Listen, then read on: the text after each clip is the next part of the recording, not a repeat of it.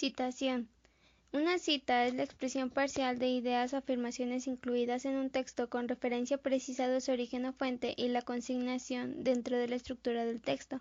En el caso del formato APA, la cita se debe realizar de esta manera. Si te basas en el texto, se debe comenzar con la idea del autor escrita textualmente, colocada entre comillas, y al final se incluye entre paréntesis los datos que nos solicitan las normas APA, el apellido del autor, el año de publicación y el número de página.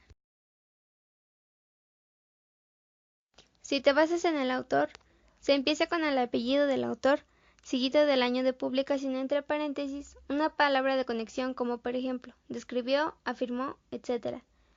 Que, entre comillas, la idea del autor escrita textualmente, y finalizas con el número de página.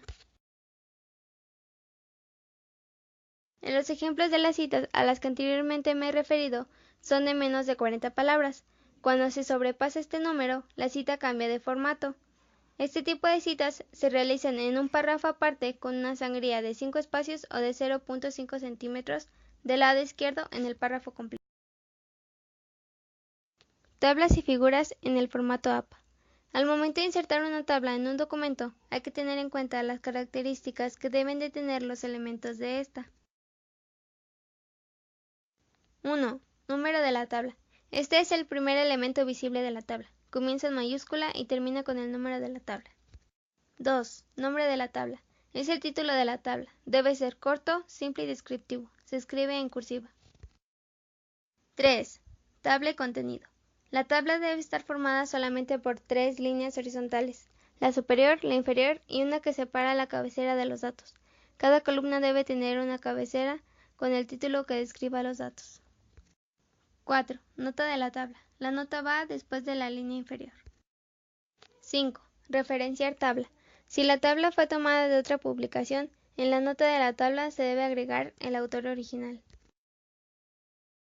Al momento de insertar una figura en el documento, hay que tener en cuenta las características que deben de tener los elementos de esta. Figura. Es lo primero que debe visualizarse.